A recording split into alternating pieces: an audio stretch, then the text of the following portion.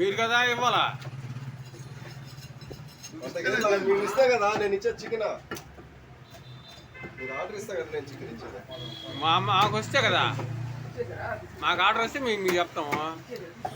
Hi friends, ఇప్పుడు మీరు చూస్తున్నది మా పర్మనెంట్ మా క్యాటరింగ్కి సప్లై చేసే హోల్సేల్ చికెన్ అంగడి అండి. ఇక్కడ నాటుకోడి ఒక దాన్ని కట్ చేసి 1 కేజీ మీట్ ఇవ్వమన్నాము. తీసుకొని పోయి సెమీ చికెన్ గ్రేవీ తయారు చేసుకొని తిందామండి. ప్రాసెస్ ఎలాగో చూద్దాము, వెళ్దాం రండి. ఆనియన్స్ సన్నగా పొడుగుగా కట్ చేసుకుందామండి. నెక్స్ట్ పచ్చిమిర్చి, పుదీనా, కొత్తిమీర ఇవి కూడా కట్ చేసి పెట్టుకుందామండి. ఒక 2 టమాటాలు కూడానండి. ఫ్రెండ్స్, ఇప్పుడు మనకి ఏమేమి కావాలో ఐటమ్స్ చూద్దామండి.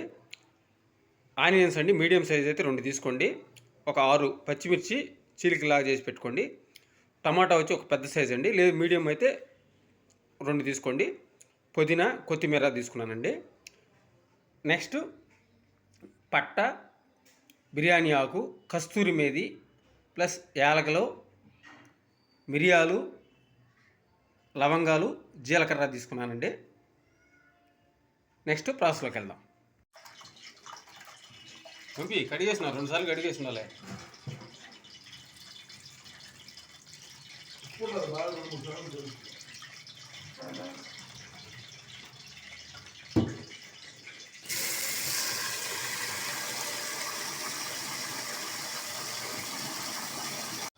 ముందుగా స్టవ్ ఆన్ చేసుకొని బాండ్లు పెట్టుకొని దాంట్లో ఆయిల్ పోసుకొని వేడెక్కిన తర్వాత ఆనియన్స్ వేసుకుందామండి.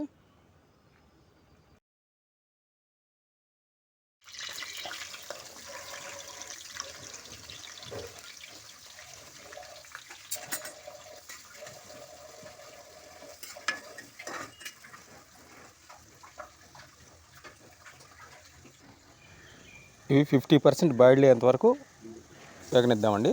తర్వాత నెక్స్ట్ ప్రాసెస్లోకి వెళ్దాం. ఇప్పుడు మనం ముందుగా తీసి పెట్టుకున్న మసాలా దినుసులు అన్నీ వేస్తున్నామండి.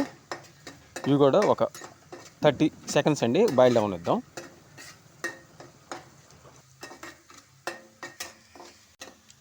మసాలా దినుసులు ముందుగా వేయకూడదండి. ఎందుకు వేయకూడదు అంటే ఆయిల్లో అవి మాడిపోతాయి. అందుకని ఫస్ట్ ఆనియన్ వేసుకొని తర్వాత వేసుకుంటే కరెక్ట్గా సమపాళల్లో బాయిల్డ్ అవుతాయండి.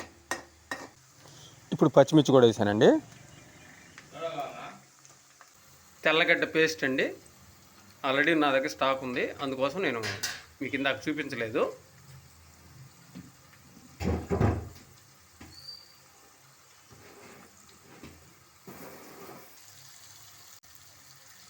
అల్లం పేస్ట్ అండి.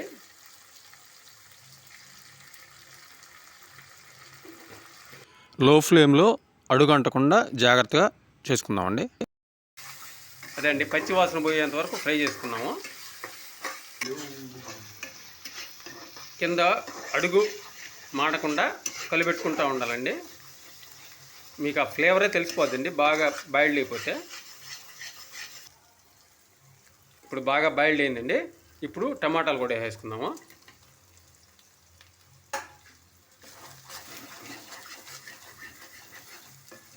దీన్ని బాగా మగ్గనిద్దామండి. ఒక పేస్ట్ లాగా అయిపోవాలి, బాగా మగ్గనిద్దాము. కొద్దిగా పసుపు వేసుకుందామండి. తర్వాత సాల్ట్ కూడా వేసుకుందాము.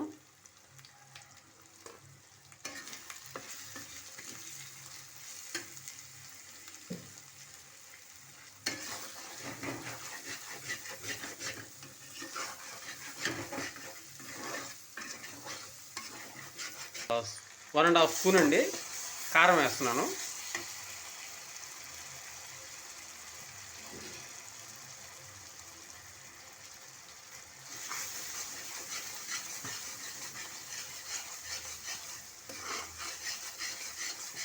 చూసారు కదా గుజ్జులాగా ఎలా వచ్చేసిందో. పుదీనా, కొత్తిమీర 2 వేసుకుందామండి.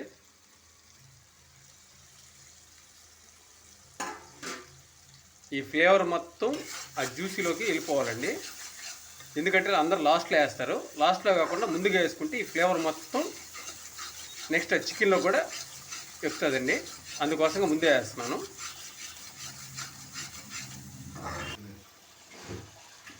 చూడండి బాగా బాయిల్డ్ అయిపోయిందండి. ఆయిల్ అంతా పైకి వచ్చేసింది అనుకోండి, అప్పుడు నెక్స్ట్ చికెన్ వేసుకుందాం. చూడండి ఆయిల్ బాగా పైకి వచ్చేసింది. ఇప్పుడు దీంట్లో చికెన్ వేస్తామండి. ఈ నాటుకోడి మొత్తాన్ని దాంట్లో వేస్తామండి. మనం కొన్నప్పుడు బాగా రెడ్గా ఉండిందండి, బాగా క్లీన్ చేసాము ప్యూర్గా, అసలు బ్లడ్ మొత్తం పోయేంత వరకు క్లీన్ చేసాను. చూడండి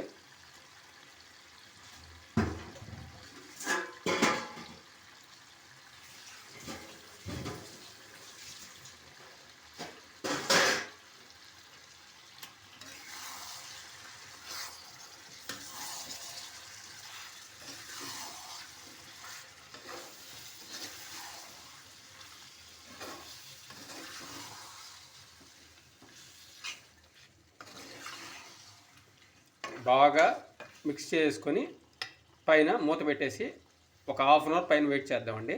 ఎందుకంటే నాటుకోడి కదా, ఎక్కువ తొందరగా ఉడకదు. ఉడకబెట్టుకోకుండా డైరెక్ట్ మసాలాలోనే ఉడకబెట్టేటట్టు, ఎందుకంటే ఆ ఫ్లేవర్స్ మొత్తం దానికి ఎక్కేటట్టుగా. చాలామంది ఏం చేస్తారంటే దాన్ని సపరేట్గా ఉడకబెట్టుకొని మసాలాలు వేస్తారు. అలా చేసి ఏంటంటే మసాలా ఫ్లేవర్ ఒక విధంగా ఉంటుంది, చికెన్ ఒక ఫ్లేవర్లో ఉంటుంది. సో అందుకని మనం డైరెక్ట్గా మనం ఫ్లేవర్లోనే ఉడకబెట్టేటట్టుగా. సో అందుకని ఒక హాఫ్ అన్ అవర్ పైన మూత పెట్టుకొని మధ్య మధ్యలో అప్పుడప్పుడు కలిపెట్టుకుంటా చేసుకుందామండి. చూసారు కదండి, 45 మినిట్స్ పట్టింది, దగ్గర రెడీ అయిపోయిందండి. పైకి ఆయిల్ కూడా తెలిపింది. మనం ఎలాంటి పౌడర్స్ కానీ ఎలాంటి ఫ్లేవర్స్ కానీ యాడ్ చేయలేదండి, ఓన్లీ న్యాచురల్గా అండి. ఇది అన్నంలోకి కానీ, గారెల్లోకి కానీ, దోశలోకి కానీ కాంబినేషన్ అదిరిపోద్ది అండి. ఒకసారి ట్రై చేసి చూడండి. ఓకేనండి, నచ్చితే లైక్ ఇవ్వండి. ఇలాంటి మరిన్ని వీడియోస్ కోసం సబ్స్క్రైబ్ చేసుకోండి. ఓకే, మరి ఉంటా. Thank you.